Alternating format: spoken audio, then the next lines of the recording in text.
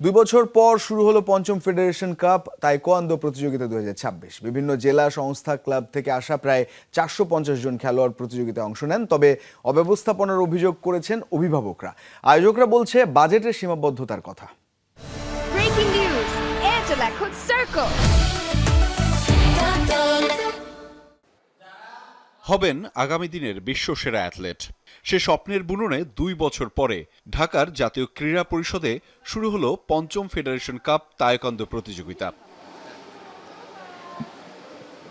বিভিন্ন জেলা থেকে নানা বয়সী শিক্ষার্থীরা এই প্রতিযোগিতায় অংশ নিচ্ছে।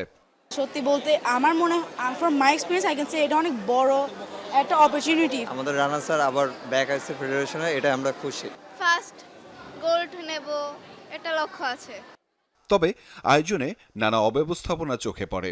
অভিভাবকদের অভিযোগ, বিশাল জিমনেশিয়ামে পর্যাপ্ত ফ্যানের ব্যবস্থা নেই।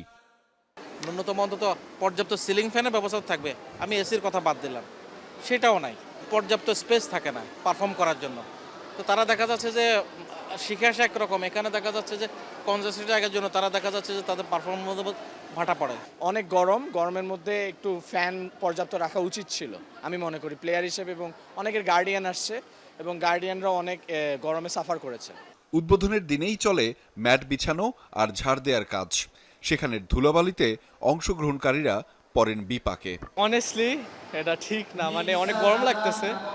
এসির ব্যবস্থা বা আর একটু বেশি ফ্যান নিলে ভালো হতো।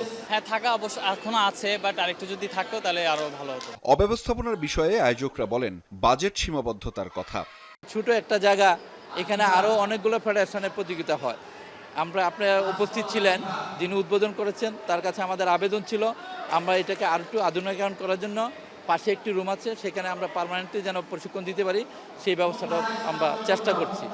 জাতীয় ক্রীড়া পরিষদে জাতীয় তাইকোয়ান্দো প্রতিযোগিতা চলবে আগামী ৩ দিন।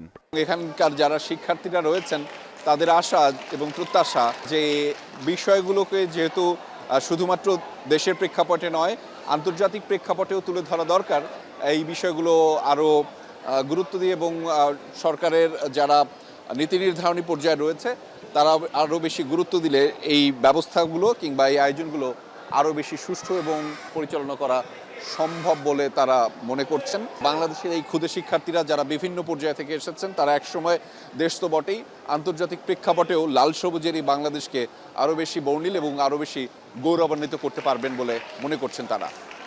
আহমেদ রেজা, যমুনা নিউজ, ঢাকা।